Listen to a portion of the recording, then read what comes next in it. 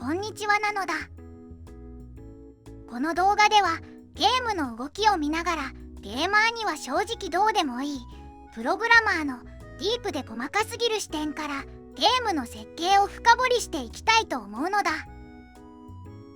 今回はロックマン X2 とロックマン X3 を見ていく。まずはゲームそのものを見てほしい。本作は1994年にカプコンからスーパーファミコン向けに発売されたロックマン X シリーズの横スクロールアクションゲームであり、その後さまざまなハードに移植された人気作である。難易度はやや高めで、僕としては友達の家で死闘を繰り返した末に断念した記憶がよみがえるのだ。この2作に共通しているのはカプコンオリジナルの特殊チック CX4 をカートリッジに搭載している点である。この動画では CX4 を中心に据えながら両作品の技術的なポイントを見ていきたい。早速技術的に気になる点を順番に見ていこう。ロックマン X2 のステージ1を進んでいくと行き止まりの部屋にたどり着く。上にははしごがあり、登り始めると両側の壁がだんだん狭まってくる。そのため急いで上へ登らなければならず、普通に遊んでいるとじっくり観察する余裕はあまりない。しかし落ち着いて見てみると、ここにはかなり面白い仕掛けがあるのだ。ポイントはまず奥に背景があり、その手前で両サイドの壁が内側へ迫ってきて、さらに上まで登ると上の階が現れる点にある。しかもこれら4つの画面要素は全て滑らかに動いており、普通に考えれば4つの背景面が個別に存在しなければ成立しない映像に見える。スーパーファミコンには4画面表示が可能な画面モードがあるのだけど、そのモードでは 8×8 ドットの背景パターンに使える色が3色と透明色に限られる。しかしこの場面はそれ以上の色数で描かれているため、4画面モードではないことはわかる。実はこの両サイドの壁と上の階は1枚の背景画面で描かれていたりする。このゲーム画面は背景画面1と2、そしてスプライトを組み合わせて描画している。壁が動き出す瞬間に壁の端っこの画像がバックグラウンド位置からスプライトにスイッチしたのがわかるだろうか。スプライト画面の壁の端っこを内側に1パターン分移動したら、そのスプライトの裏の背景画面で1パターン分を伸ばしている。このスプライトと背景画面のマッチポンプで壁がスムーズに動いているように見える。この技術を連続するゲームの中にシームレスに組み込むには、ゲームデザイナーやグラフィックデザイナーも含めた総合的なテクニックが必要になるのだ。次はロックマン X3 のオープニングなどで使われている空を照らすサーチライトの演出についてである。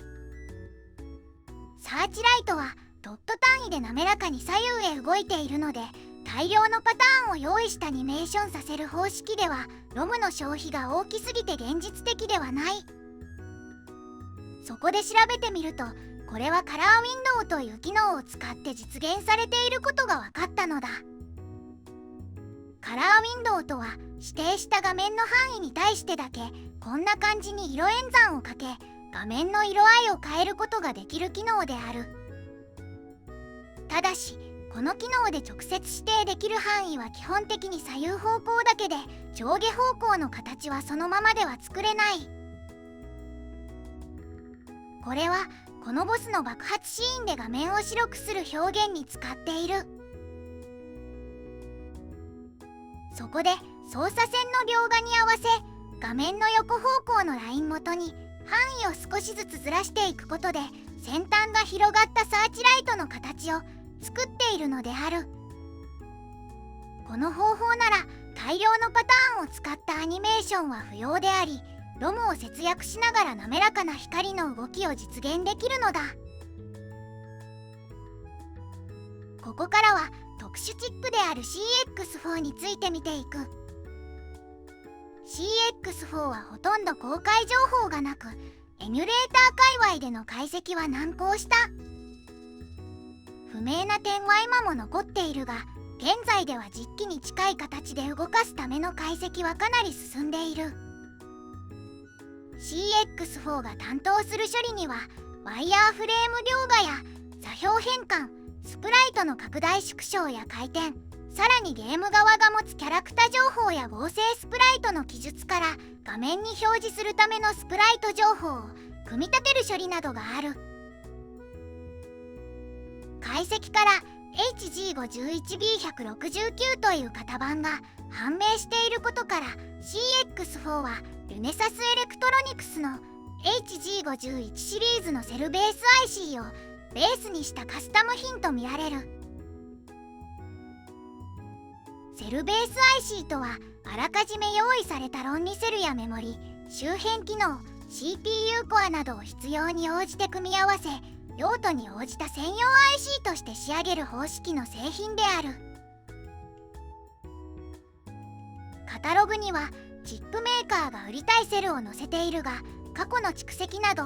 裏メニューがあるのはよくある話である。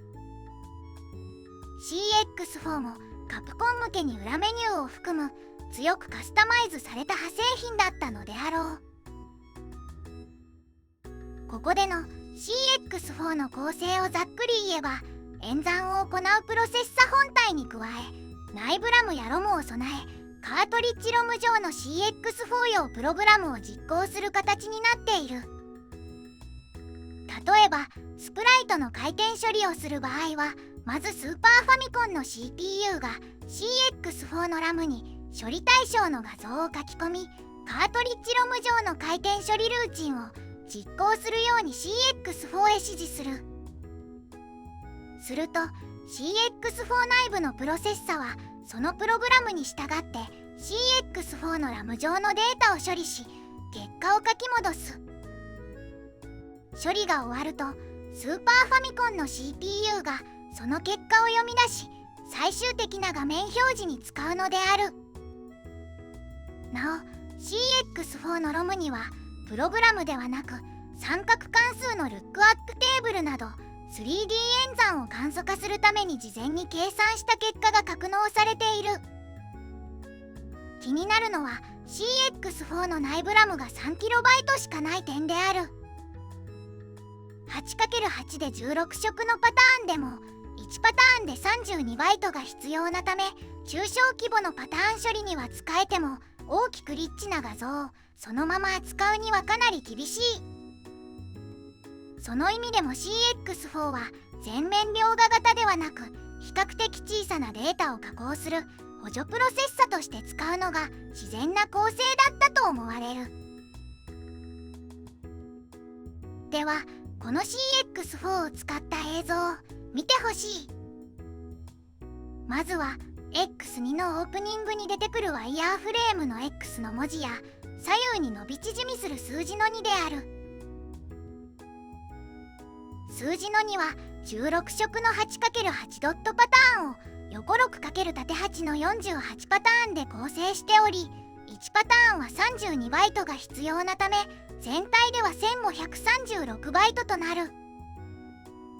CX4 のラムは 3KB しかないため、もし変換前と変換後のパターンを同時に保持する実装であれば、これだけでほぼ上限に達してしまう。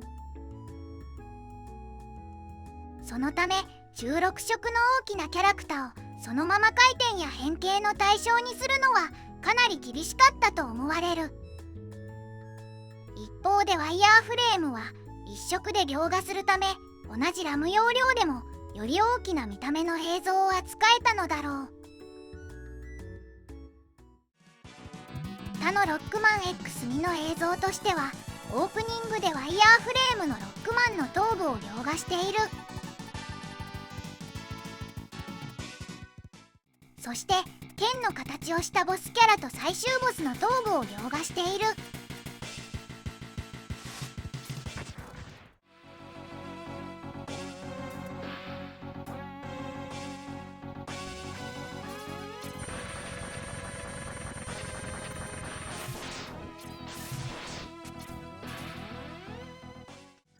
スプライト関連では2種類のボスで回転処理が使われている。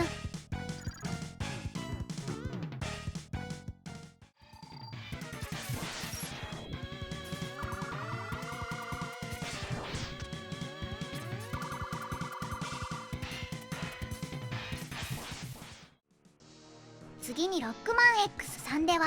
オープニングの X の文字と2種類のボスでワイヤーフレームを使用している。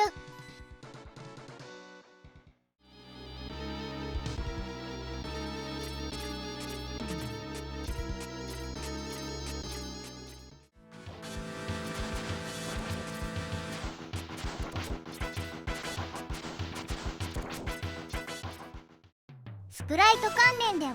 ステージセレクトで縮小処理が使われている。僕の知っているのはこのくらいである。何か期待しないではいられないチップを搭載しながらあまり有効に使用されているように見えないのが少し残念である。やりたい演出があって採用したチップではなく、チップが先にあって何か使わなければとねじり出したように見えるのだ。まあこのチップのおかげでカートリッジの不正コピー対策には役に立ったかもしれないし、ゲーム自体は面白かったのでよしとするのだ。今回はこれで終わりなのだ。次回はまた別のゲームを見ていきたいと思う。では今日はここまで。バイバイ。